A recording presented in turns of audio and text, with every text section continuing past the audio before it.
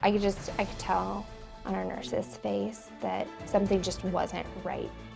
The first setback was infertility, and the alternatives weren't any easier. IVF is an expensive process, and it doesn't come with any guarantees. A local couple has experienced the sense of loss and the success that can come with it. Peek. From the time she was a teenager, Emily Toribio has known her path to motherhood would be an unconventional one. And at that point, I was diagnosed with premature ovarian failure. And so essentially, I've lost my eggs at some point in my life. It was hard, at that time, and pretty emotional, but at least it gave me the opportunity that as I started dating, as I started choosing a life partner, that I could prepare them for that journey with me. Do you remember the conversation? Yeah. How about that? Yeah, I think the conversation was just more of an understanding of the commitment that comes with marriage. Emily and Manny knew they were going to need an egg donor and thought they had one lined up, but she changed her mind. And once that occurred, we kind of felt like we were back at the drawing board almost. Like what we thought was going to be our plan wasn't our plan. It was a setback, but a temporary one, because another patient at the fertility clinic donated her leftover eggs. They had a new plan. And so we did injections of estrogen and progesterone for months. Okay. Months. And that progesterone shot, people who watch this, who've been through it, everyone's cringing. Yeah. Because you still have scar tissue from it. Yeah, but it's a lot to go through. Yeah, it was really hard. Emily didn't respond well to the hormones, but embryo transfer went on as planned. And it worked. And we were so thrilled. The blood test came back positive. We got to see the baby's first ultrasound. Yeah. And then we were due to come back in a couple of weeks. I got to that appointment, and I could tell on our nurse's face that something just wasn't right. I can't quite hear a heartbeat. And that feeling, you just can't describe it. That sense of just dread. She said, it's early. Let's just give it another week. And so, what an agonizing week, right? Yeah, you go back home and you are hoping and praying that everything is okay, and that baby's okay. To go back in a week to find out that it's just gone. It was gone.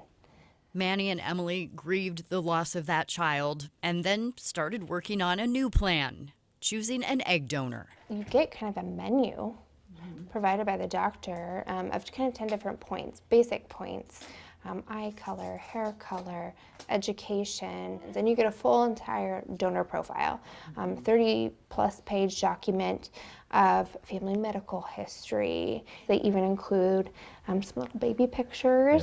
Yeah. You're trying to kind of pick a facsimile of your wife. Pair that baby picture, be like, what would we look like together now? And you think we would make kind of the same baby? And so they settled on the one, and Emily once again started the process of popping pills and getting shots in the hopes that this round of IVF would result in a baby. I don't think we held out much hope.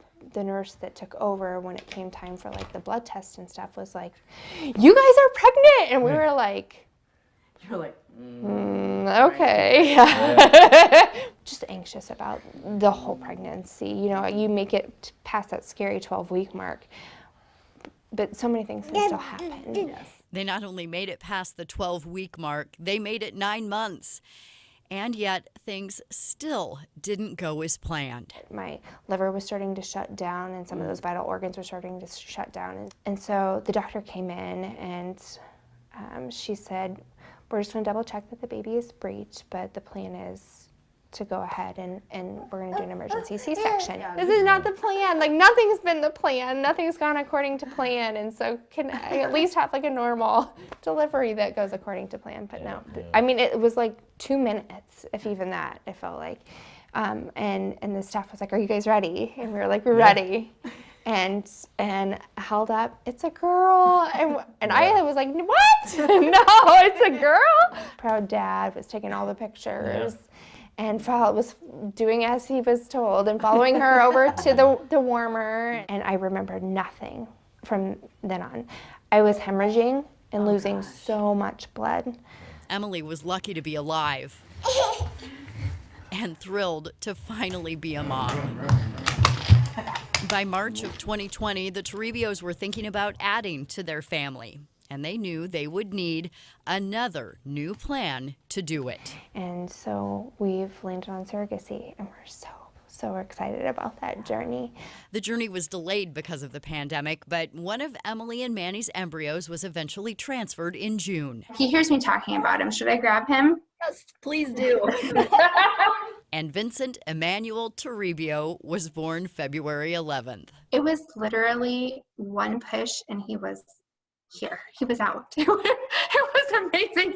It was an experience that I felt like the four of us got to do together. They formed a bond with their surrogate and her family, but Emily admits the process felt strange at times. It was a totally different experience for me, going from carrying a child the first time to having someone else carry our child.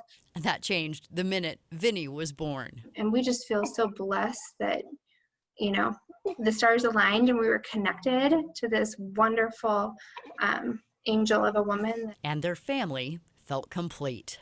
What would you say to people who are in the midst of this right now, in the trenches of the hard stuff? It might not be the path you had intended or the plan that you had laid out, but making a family comes in a million different ways. Once that baby's in your arms, it doesn't matter. It's your baby. The physical and mental toll of infertility is pretty much matched by the financial toll. Manny and Emily tell us that embryo cultivation costs for their daughter, Aelina, totaled about $30,000 all told. For their son, Vinny, it was even more. That's because you're using a surrogate. So that totaled about $50,000, with all expenses included, with everything this family has been through. They guesstimate they've spent close to $100,000. They credit good insurance and the financial support of family and friends with allowing them to afford to grow their family. They hit the cute kid jackpot in the process, though. Tomorrow night, you're talking about surrogacy some more. Yeah, so we're going to hear firsthand from a woman here locally who's been a surrogate. Her story is incredible, too. Can't imagine. Can't wait to get that perspective. Thanks for making us smile tonight, Erin. Yeah. Here's something else that's been making us smile: the warm weather this week and the blooming lilacs down at Ewing Park. Find out how much longer the park weather is going to last right after this. It's Ed's forecast.